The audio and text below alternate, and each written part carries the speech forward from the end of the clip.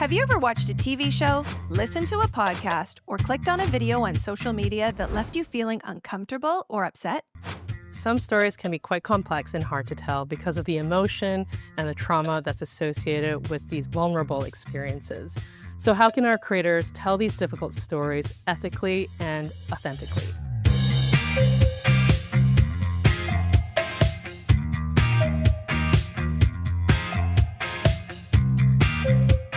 This is a tough one. There's a lot of darkness in the world, and it's a creator's job to shine a light on those dark stories sometimes. So brace yourselves as we get set to explore the world of ethical, responsible storytelling and why it matters.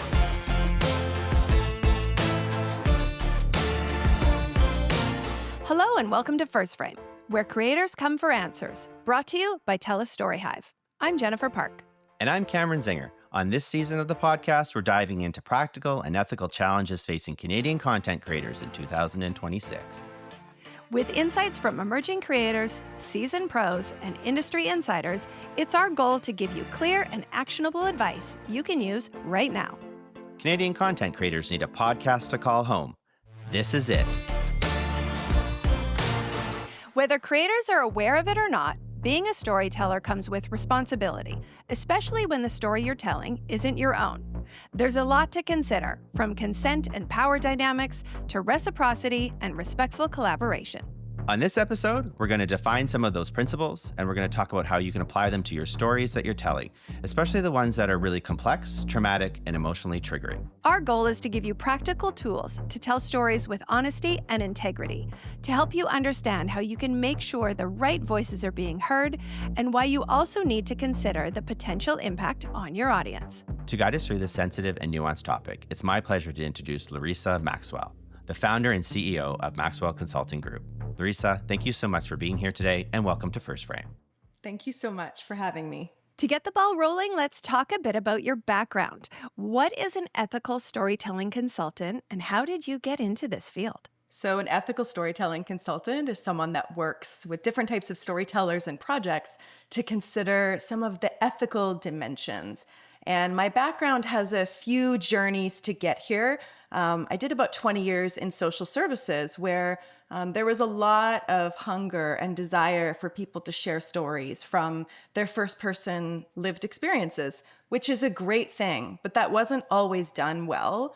And I witnessed that over and over. And so a few years ago, I pursued a PhD to start building some research around these topics so storytellers can have models and frames that have been tested and are evidence-based. In some of my consulting work, it can look like working on documentaries, sometimes on set, or planning or designing what they're going to look like, everything from the interviewing to the consent and compensation processes. It's also looked like a lot of other projects supporting first-person storytellers, Indigenous communities, and others who are wanting to put narratives out that haven't been heard. Wow, I can tell you that many of our creators are probably going to wonder how they can hire you for assistance. There sounds like there's a lot to unpack there. So let's dig a little deeper then into today's topic, and let's start with some definitions. So what exactly would you define ethical storytelling as, and why do we need it? So I will say this is evolving. So let's humbly say we're still figuring out what does it mean to be an ethical storyteller and what's the definition. But how I would define it is a practice of care in story work that really attends to how stories are gathered, how they're shared, how they're shaped. I want to move past the right and wrong when we think of ethical. It's not about right or wrong stories. It's more about that stewardship and responsibility piece. So recognizing that storytelling is really powerful, and as much as it has transformative power, it can also harm and it can dehumanize and it can mislead. And so when we look at ethical storytelling, there's a lot of reasons that we need to consider it. As we all know in today's world, stories in some respects are becoming currency. You know, we're seeing every post and report and campaign is demanding a story, and we're measuring them by things like clicks and conversions and algorithms, and these stories are circulating endlessly. And so we see this continued hunger for stories, particularly those that are authentic, those that are grounded in journeys, things like adversity. We're seeing a lot of hunger for stories about crime, climate change.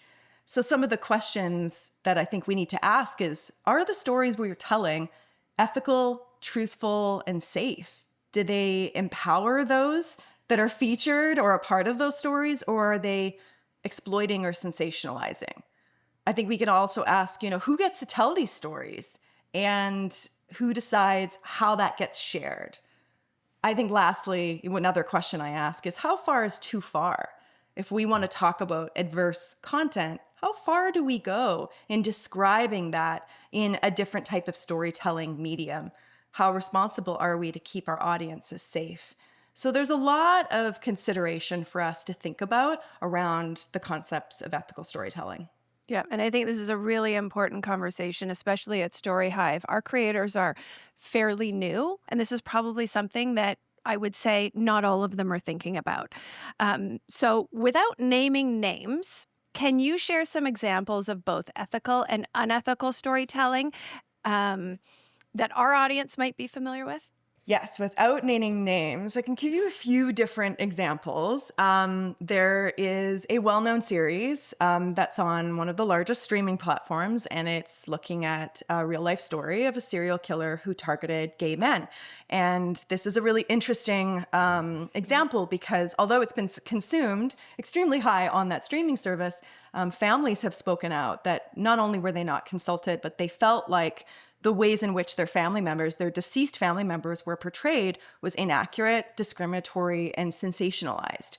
A few other examples, there was quite a few media features around COVID-19 of people who experienced it in the early days, those that were using or had access to a ventilator. And these were posted online in forums that had no moderation. And so these individuals who were recovering from COVID-19 were starting to receive threats online and in person. Another example that comes more from the corporate space, there's a mini documentary that's out, and it's done by a company that produces body products. And it follows the stories of young people, mostly young women, who have experienced disordered eating, suicidal ideation, and self-harm, and they're with their mothers.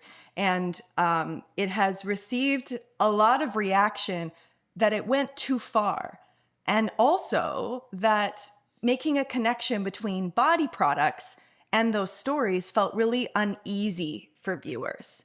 Maybe one last example I would share is we see this quite a bit in real-time storytelling, so events, and this has been noted many times in different media features, that individuals like residential school survivors are asked to come to events, maybe they're truth and reconciliation events, but the ask is framed in a way that is very specific. We want to hear your stories of trauma and abuse. And those individuals, those elders and other knowledge keepers are not consulted on what kind of message they would like to share, what they would like to see the event look like. And so they're not invited into that collaboration. And they're asked really just to share this very singular narrative that's intended to help the audience understand, but it doesn't necessarily feel great all the time for individuals who are given that really narrow lane. Yeah. Thank you for sharing. Some of those I have seen and know exactly what you're talking about. It's interesting because although we may not have great frames for ethical storytelling, we actually have terms that are coming up in the public lexicon a lot. So people will use terms like trauma dumping or poverty pornography, or it's a train wreck I can't look away from, or that was oversharing, or it tokenized, or it was appropriation, or story spinning. It is interesting. We actually do talk about this a lot in varying storytelling lanes.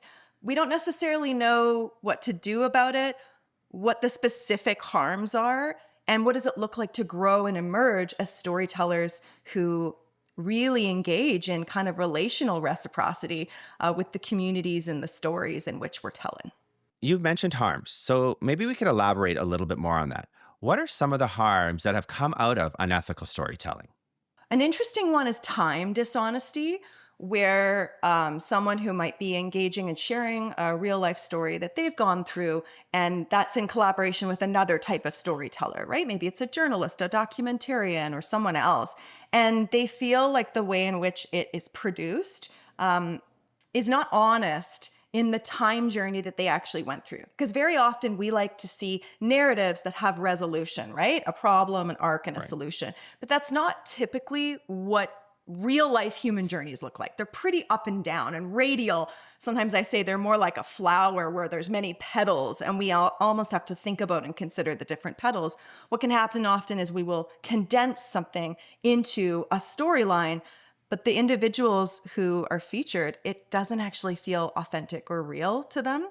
So time dishonesty is a really interesting one. Another really interesting one is irresponsible consumption goals. So as storytellers, we can't control what an audience will do when they consume a story, how far they'll go into it, what kind of action they'll do after. We can influence it. And I think we do need to consider that really carefully. What could or what do we want our audience to do with it? And it's interesting when you jump to the end of your story and think about it being distributed, there's different types of consumption goals. You know, is it a story that's about awareness, raising awareness of an issue? Is it entertainment? Is it something that's intended to be a moral lesson? There's so many consumption goals. And I think it's really interesting for storytellers to think, what kind of story am I really telling? And what am I wanting the audience, or at least going to influence the audience to do with it? And the reason why that's really important is that it is always happening no matter what we do as storytellers. And in our research, we've uncovered many times that people have thought they're putting forward a story of adversity, that it's going to raise awareness, but it's actually caused people to engage in really irresponsible activism or other types of online behavior that actually was not their intention. And so that's something interesting to think about. I wonder if creators truly realize the power that they have when they're sharing a story. And maybe they don't think of that. So for creators, if they aren't sure, how can creators figure out whether what they're doing is ethical or unethical? What are some of the flags? Yes, a few things to think about. The very first one, if your story features people, you want to consider lived experience inclusion. So what I mean by that is, how involved or engaged are the individuals whose story is being told or being featured? How involved are they? Yes. And there's a bit of a spectrum we've developed. And on one end of the spectrum, it's exclusion and tokenization, right? It's sort of like just kind of using someone's story, but it's for a purpose that you defined and they don't get to collaborate. And as you move down the spectrum, we can consider things like co-creation. Can we invite those whose stories we might be sharing or featuring to actually be a really active part of shaping what that could look like?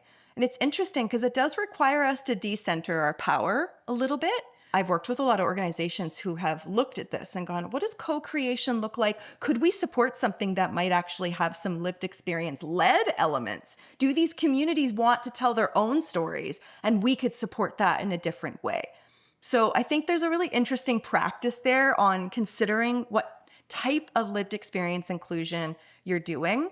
And meaningful inclusion to me is really centering the needs and the desires of the people whose stories are being featured and told. That does get complex. There is some stories that are being told about people who can't tell them themselves, like those who have passed away or are deceased. So I think that's one of the practices. Another really interesting one is to consider trauma-informed story work and asset-based story work. So sometimes when we are telling adversity narratives, we predominantly feature and look to the experience of hardship that someone has gone through. But in most cases, their story has many different arcs in it and many different strengths.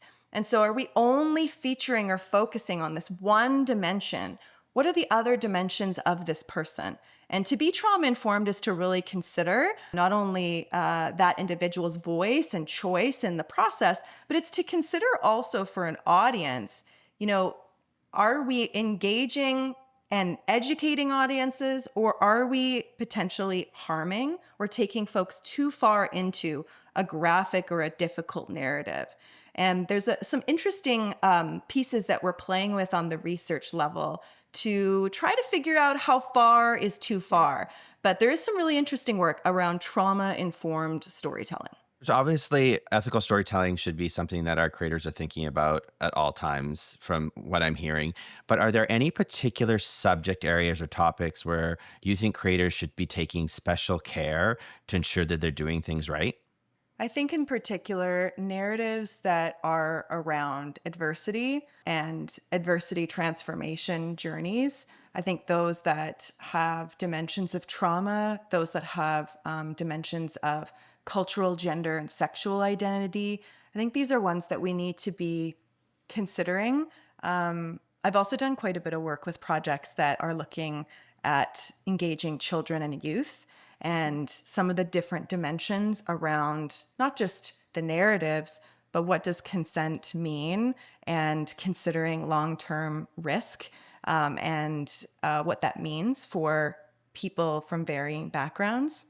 Yeah, absolutely. And I think we see this a lot, and it's something that we consider as we are reviewing pitches when we're getting some of these pitches with heavy topics and stories. Is this the right person to tell the story? Are they approaching it in a manner that feels respectful? How is the audience going to, maybe react to this type of story? Is it the right time to tell that story? And in some cases, we have creators that come forward and they want to share their own story, but are they in fact actually ready to share their story? Absolutely. Something I would note that I've really seen there's major gaps in.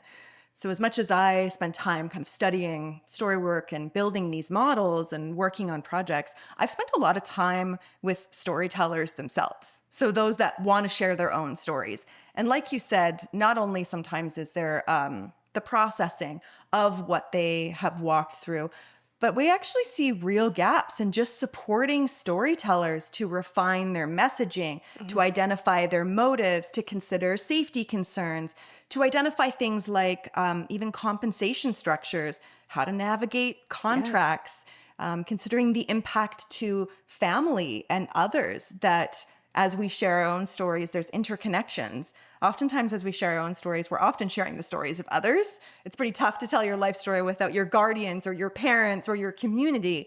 And so thinking through those dimensions, we just see really significant gaps in programs that specifically support storyteller development. And I'm grateful projects like StoryHive, all the StoryHive projects are coming forward and have that mentorship and support to consider, yes, the practice of story work, but the practice of storytelling as well. Yes, absolutely. Okay, well, let's put the conversation on pause for a moment and have a little bit of fun. It's time to play 1 Minute Mentor. Great idea, Jen. Okay, Larissa, here's the deal. We're going to put 60 seconds on the clock, and then I want you to share with our listeners the best piece of advice or mentorship that you've seen or heard about when it comes to ethical storytelling. Some of the best mentorship I have received is actually through an author. His name is Harold R. Johnson, and he was a Cree author, Canadian lawyer, and former Crown prosecutor who has written some incredible books. And the book that I would recommend and that has had a huge impact on me is called The Power of Story: On Truth, the Trickster, and New Fictions for a New Era. This book explores storytelling and that we all are story, but we're the stories that we tell ourselves. And so one of the things he says that really sticks with me is to change our circumstances, we need to change our story. In new ages, we need to tell stories about who we are at this time in history, trying to be more complete and not leaving anyone out.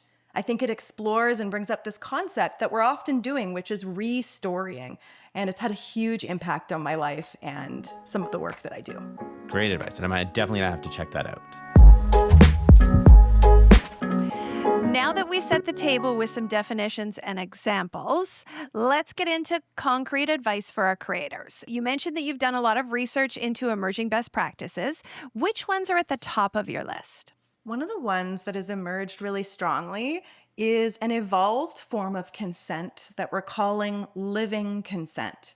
So very often in projects, we're seeing, it's great, there's consent forms, but they're typically a one-time, sign your life rights away. It's written in language people typically can't understand. It's a lot of legalese. And so the concept of living consent is creating a process that isn't just one time. It actually requires a storyteller to earn a yes all the way through a project. And so how it practically has looked is to, yes, still have consent forms, but to have different elements in that consent form where individuals, for example, can view different cuts of a project. They actually might be able to review and give some input. They might be able to see a final cut. What's really interesting about living consent is when people hear about it, they get really worried because they start to feel like, well, isn't this going to be a legal nightmare? Someone going to take over? In my experience, when it's structured well, we've done now about 60 of these. We haven't had a single person revoke their consent. And in fact, it's built a deeper relationship with storytellers and has even caused those relationships to go into multi-dimensional projects in the future because the trust has established in a really unique way. And so that's one of the practices that I wanted to bring forward. How should creators think about power dynamics when telling stories that involve people, communities, or lived experiences that aren't their own? I mean, these are people's lives and stories are pretty precious. I think of the word sacred, which usually means to hold with great care. And depending on the type of story that you're telling, for a lot of people, it might be the only time they've told it, might be the only historical record of something they've gone through.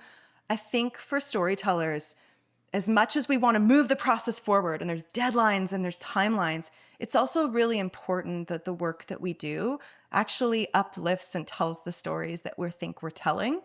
And so building that type of relationship that has a bit of a reciprocity cycle versus just a taking cycle moves us from things like potentially what becomes almost like a story theft to an emerging type of story witnessing and development that's really beautiful and really meaningful. I've worked with a lot of individuals who've expressed a lot of regret and concern and have actually spent a lot of money legally to try to remove themselves from projects or documentaries. And it's caused more issues on that end. And so when I look at concepts like living consent and others and how we engage relationally with stories that we're telling, I actually think that it tends to, give our story a bit more longevity and weight to hold through the test of time. Absolutely. And, we live in sort of this world that is an attention economy. You look at social media and it's how many more likes. And, you've talked about that docuseries about the serial killer, and it was almost sensationalized to attract more viewers. And this is an economy, it rewards sort of outrage and oversharing. So how can creators stay authentic without exploiting themselves or others? That's a great, great question. I often think a bit about the concepts of voyeurism and witnessing and what's the difference between them. And typically, what becomes voyeurism is when stories of marginalized identities or hardship or trauma or even resilience are really reduced and consumed as spectacle rather than being understood more as relational truths and some of the depths that come in that. And what can happen is we strip stories of their context and their meaning, and they become more like commodities. And I think it's really interesting when we consider what does a story require of us versus just what do we take from it. And so as storytellers, how are we building and engaging and communicating with our audience? And there's a lot of models from different communities, including Indigenous communities, that talk about witnessing.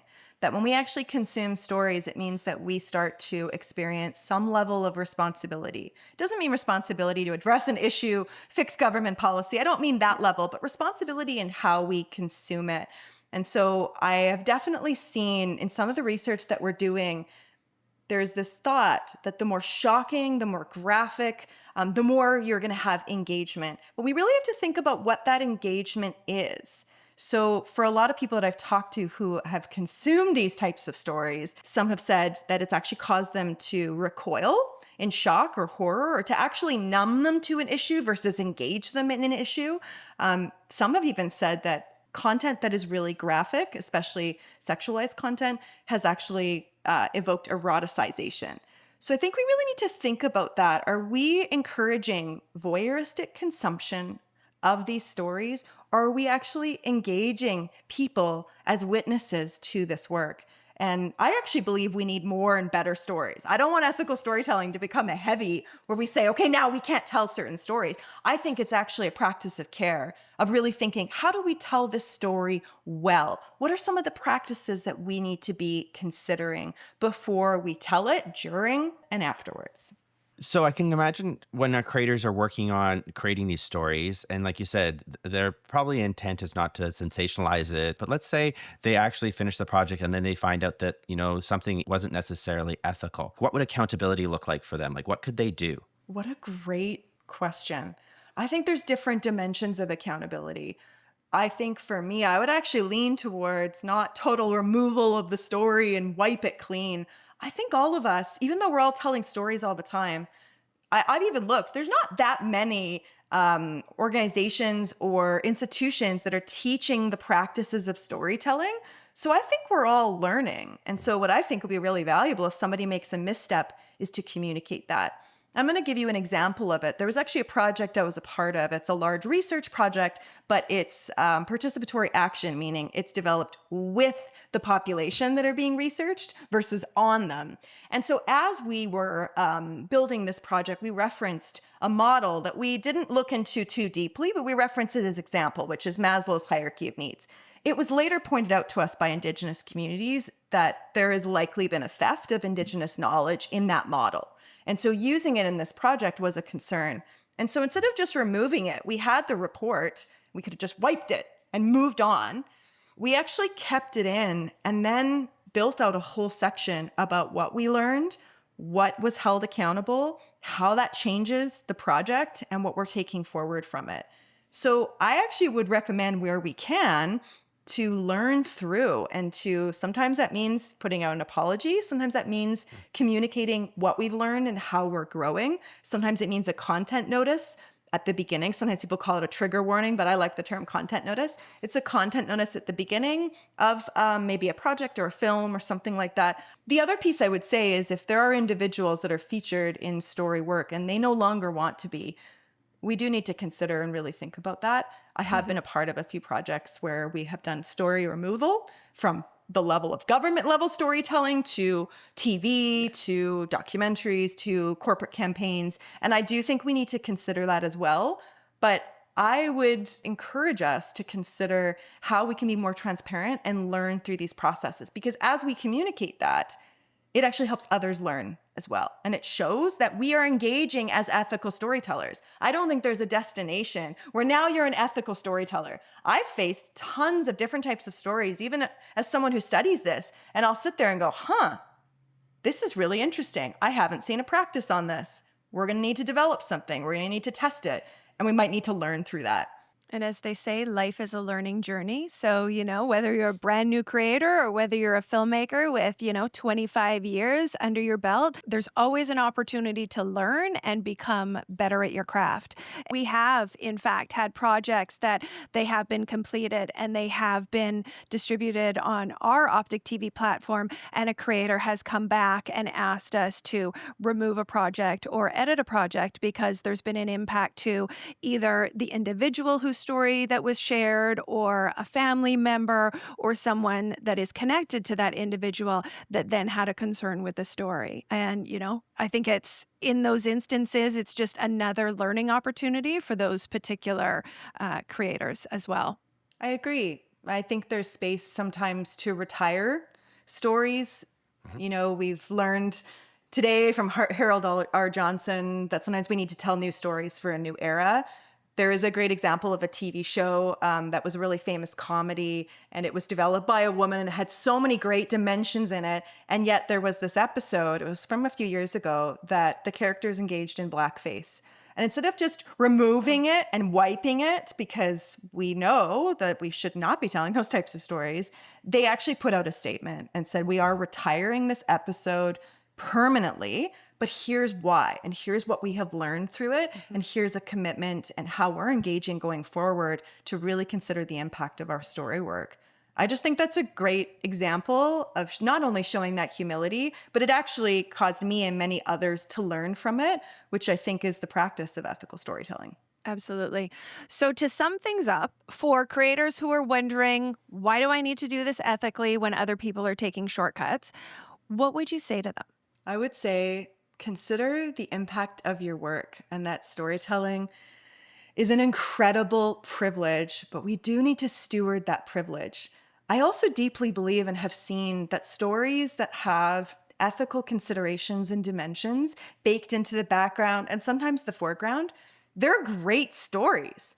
I really want us to think as storytellers that what we put out has significant influence, and ethical stories could be like the new storytelling trend of what actually creates engaging content that we want to see. And I think we don't fully know that yet because we are using so many of these different types of tactics in the background. There's also so many storytellers that are moving forward in these practices. And so I would really encourage storytellers to think, how could this actually help you tell better stories and build a legacy of stories both that you can be proud of and also those that are featured in those stories can be proud of? Yes, 100%. And, think about what kind of storyteller do you actually want to be? Absolutely. 100%. Larissa, this has been a really tricky topic, but you've really helped us navigate it with empathy. Before we say goodbye, are there any resources, though, that you can share with our listeners and viewers who really want to learn more about ethical storytelling? We are in the process of developing something called the Ethical Storytelling Collective. This is a group of storytellers across the world. And when I say it's a collective, we're moving a bit slowly because when you have a group of people, it takes time to consider what do we want this to be. But we're building a future space for storytellers to deepen their practice through things like research, lived experience, coaching, training, accreditation. And we even want to build a living lab for different types of storytelling models that we can test out ethical dimensions. And all of it's in service to people and planet and possibility. So we're in the early stages, but I would encourage folks to follow us on Instagram at Ethical Storytelling Collective and consider joining and becoming part of the community. We are excited for what it's going to look like in the next few years. Excellent. Thank you so much for that recommendation. And thank you also for spending time with us today here on First Frame. Thanks for having me. I gotta say, that was another really great conversation, Jen. And I feel like we've just scratched the surface of it. So there's so much more there. And I think what really stood out for me is the fact that this is continuing to evolve, ethical storytelling. She made that quite clear. And when our creators are out there creating content, I think that they should be thinking about ethical storytelling and the importance of it. And if they do make a mistake or they misrepresent something in their story, not to worry and stress that much over it, like just take accountability for it. Absolutely. The one that hit me was if you're sharing stories of other people, is to make sure that those people are included. Make sure that, instead of just jumping in and telling the story the way you want to tell it so that, you're getting lots of views on it or whatnot, make sure that you're doing it. While you're involving that individual, make sure that you're considering the impact to not only that person, the people who are involved with that individual, and the impact that you're also going to have on the audience. I think that was a really key piece that perhaps not everyone thinks about when they have a story they want to share. That's it for this episode of First Frame, brought to you by TELUS STORYHIVE. Thanks so much to you, our viewers and listeners, for joining us. Please hit follow so you don't miss a single thing. And if you'd like to learn more about how TELUS StoryHive can help you along your content creation journey, check out storyhive.com. Until next time, I'm Jennifer Park. And I'm Cameron Zinger. That's a wrap.